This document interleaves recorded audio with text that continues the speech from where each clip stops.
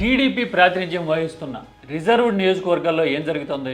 వరుసగా అసహనమో రాజకీయ కుమ్ములాటలో ప్రెస్ మీట్లు పెట్టి మరీ ఎదురు ఆరోపణలు చేసే పరిస్థితి ఎందుకు వస్తా ఉంది? సత్యవాడి విషయంలో లేటెస్ట్ గా చూసాం కదా. గౌరవం లేనప్పుడు ఈ పదవి ఎందుకు?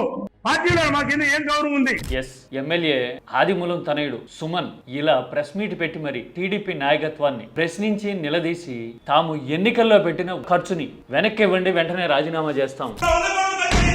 లోకేష్ అన్న గారికి ఒకే ఒక విషయం చెప్తున్నాను, మేము పెట్టిన డబ్బులు దాన్ని తీసుకొని వచ్చి మీరు జమ చేస్తే ఎమ్మెల్యే పదవి కూడా రాజీనామా చేస్తామని ఈ సందర్భంగా తెలియజేసుకుంటున్నాను అని అనడం రాష్ట్ర వ్యాప్తంగా చర్చనీయం అవుతోంది కదా. ఇలాంటి పరిస్థితులు వరుసగా ఎందుకు వస్తా ఉన్నాయి? ఇంత సంచలనాత్మక రీతిలో ప్రెస్ మీట్ పెట్టి ఎమ్మెల్యే తనయుడు, ఆయన కూడా స్థానిక సంస్థల్లో ప్రజాప్రతినిధిగా ఉన్నట్టున్నారు, ప్రెస్ మీట్ పెట్టి మాట్లాడినా గానీ టీడీపీ అనుకూల మీడియా ఆ విషయాన్ని ఎక్కడా రాయలా. కారణం ఏంటి? అసలు సత్యవేడులో ఎమ్మెల్యే కుటుంబం చేస్తున్న ఆరోపణలు ఏంటి, అవమానం జరుగుతోంది అనడంలో ఆంతర్యం ఏంటి? డీటెయిల్ గా చూద్దామా?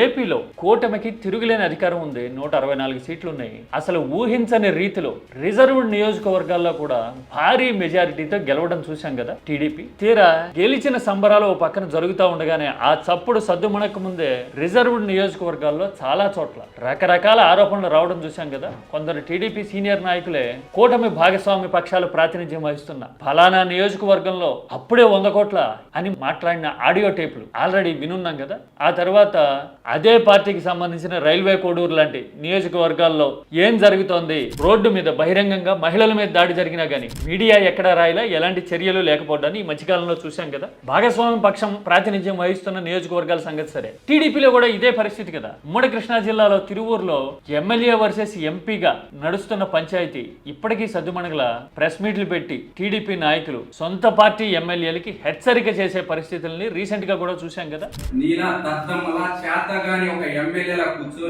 ఇవన్నీ నడుస్తా ఉండగానే ఇప్పుడు సత్యవేడు వంతు. సత్యవేడు ఎమ్మెల్యే కోనేటి ఆదిమూలం తనయుడు నేరుగా ప్రెస్ మీట్ పెట్టి గత ఎన్నికల్లో తాము గెలవడానికి అప్పు చేసి ఖర్చు పెట్టామని, ఆ సొమ్ము తమకి సమకూర్చేస్తే వెంటనే రాజీనామా చేసి తప్పుకుంటాం అని ఆదిమూలం తనయుడు సుమన్ ఆన్ ద రికార్డ్ ఇలా మీడియాతో మాట్లాడి చెప్పేశాడు. లోకేష్ అన్న గారికి ఒకే ఒక విషయం చెప్తున్నాను, మేము పెట్టిన డబ్బులు మాది కాదు, మా అప్పులు దాన్ని తీసుకొని వచ్చి మీరు జమ చేస్తే ఎమ్మెల్యే పదవి కూడా రాజీనామా చేస్తామని ఈ సందర్భంగా తెలియజేసుకుంటున్నాను. చూశారు కదా, ఇందులో చాలా అంశాలు ఉన్నాయి. ఖర్చు పెట్టాము అని చెప్పడము, ఆ విషయం పార్టీ అధినాయకత్వానికి తెలుసు అని పేర్లు ప్రస్తావించడము. చంద్రబాబు సార్ గారికి, లోకేష్ అన్న గారికి ఒకే ఒక విషయం చెప్తున్నాను, మేము పెట్టిన డబ్బులు ఖర్చులు, ఇదిగో చూశారు కదా, పేర్లు కూడా చెప్తున్నారు. పైగా తమకి కనీసం గౌరవం లేదు టీడీపీలో అని మాట్లాడుతూ ఉన్నారు.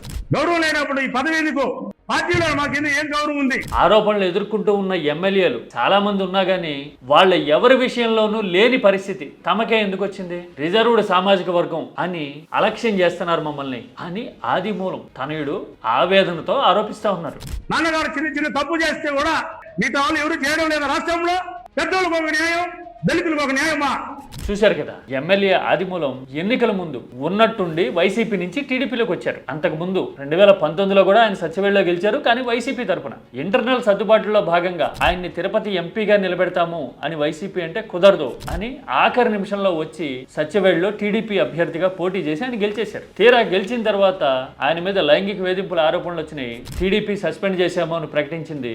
ఆ తర్వాత ఆరోపణలు చేసిన మహిళే వెనక్కి తగ్గేసరికి హైకోర్టు ఆ కేసుని కొట్టేసినట్టుంది. ఇలాంటి పరిస్థితులన్నింటినీ పరోక్షంగా గుర్తు చేస్తూ ఆరోపణలు కొట్టేసినా గానీ తమకి గౌరవం దక్కట్లేదని రాష్ట్రంలో ఎన్ని విధాలుగా ఉంది, ఆ పెద్దవాళ్ళపైన మీరు యాక్షన్ ప్లాన్ చేసినారా, తీసారా? అంటే మేము దళితులకు ఒక న్యాయం, మీ పెద్దలకు న్యాయమా?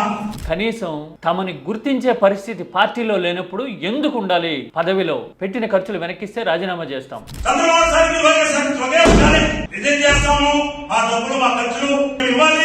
అని ఆదిమూలం తనయుడు అంటున్నారు. కోట్లు ఖర్చు పెట్టాము, పార్టీ నాయకత్వానికి తెలుసు అని చెప్పడం సంచలనం అవుతా ఉంది. అందుకోసమే ఇంత సంచలనం అవుతోంది కాబట్టి టీడీపీ మీడియా ఈ విషయాన్ని ఎక్కడా ప్రస్తావించకుండా అసలు ఏమీ జరగనట్టుగా, ఇది రైల్వే కోడూరు విషయంలోనూ ఇంకో చోట దాదాపు 10 మంది ఎమ్మెల్యేల మీద ఆరోపణలు వచ్చినా గానీ, ఫోన్ కాల్స్, వీడియోలు, ఆడియోలు బయటకు వచ్చినా గానీ ఎక్కడ టీడీపీ మీడియా రాయలేదు కదా ఇప్పటి వరకు. అలాగే ఈ విషయంలో కూడా ఏమీ జరగనట్టు సైలెంట్ గా ఉండిపోయిన పరిస్థితి ఉంది.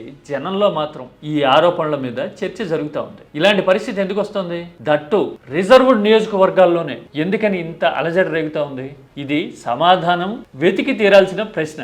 కూటమి కదా, రాజకీయంగా కలిసి వచ్చిన కాలంలో విపక్షంగా ఉండి మీడియా అండతో ఒక పబ్లిసిటీ వేవ్ క్రియేట్ చేసుకుని ఉండొచ్చు 2024లో. కానీ ఒకసారి అధికారంలోకి వచ్చిన తర్వాత ప్రజా వ్యతిరేకత, హామీల విషయంలో, ట్రాక్ రికార్డు విషయంలో జనం క్లారిటీకి రావడం లాంటి సవాళ్లు ఉండనే ఉంటాయి. దానికి తోడు రిజర్వ్డ్ నియోజకవర్గాల్లో గనక మరీ ముఖ్యంగా ఇలాంటి సవాళ్లు ఎదురైనాయి అనుకోండి, సోషల్ ఫ్యాబ్రిక్ పరంగా కూడా టీడీపీకి, కూటమికి ఛాలెంజెస్ వస్తాయి. అలాంటి ఛాలెంజెస్ తట్టుకునే పరిస్థితి ఉండకపోవచ్చు, ఎందుకంటే యాంటీ ఇన్కంబెన్సీ ఆల్రెడీ ఉంటుంది. ఇంకో పక్కన సఫకేషన్ ఉంది, మాకు అన్యాయం జరిగింది అని రిజర్వ్డ్ నియోజకవర్గాల్లో ప్రజాప్రతినిధులే ఎన్నికల ఫలితాలు వచ్చి గట్టిగా 2 ఏళ్లు కాకమునిపే ఇలా గోలెత్తే పరిస్థితి ఉంటే గనక రాజకీయ తలరాతలు తారుమారయ్యే పరిస్థితి రావచ్చు. అంతే కదా. మరి ఇలాంటి పరిస్థితిని చక్కదిద్దేందుకు ప్రయత్నాలు చేయట్లేదా? ప్రయత్నించినా ఫలించట్లేదా? ఇలాంటి ఆరోపణల వెనుక సామాజిక కోణం మాత్రమే కాదు, రాజకీయ ఆర్థిక కోణాలు కూడా ఉన్నాయి అని అర్థమవుతుంది. ఆదిమూలం ధనేడు సుమన్ చెప్తున్నారు కదా, ఇసుక తవ్వకాలు తమ నియోజకవర్గంలో భారీగా జరుగుతున్నాయని తమిళనాడుకి తరలించుకుపోతా ఉన్నారు, ఇదంతా కోట్లాది రూపాయల లూటీ జరుగుతూ ఉంది అని ఆరోపించడం చూస్తూ ఉంటే అసలు రాజకీయం ఎటు నుంచి ఎటు మలుపు తిరుగుతూ ఉంది, ఆర్థిక కోణంలోను సామాజిక కోణంలోను కూటమిలో పరిస్థితులు ఎలా ఉన్నాయి అనే విషయాన్ని బయట పెడుతున్నట్టుగా ఈ ఇన్సిడెంట్ కనపడతా ఉంది కదా. మరి పరిస్థితిని టీడీపీ నాయకత్వం చక్కదిద్దగలదా? సమాధాన పరచగలదా? ఏం జరగబోతోంది?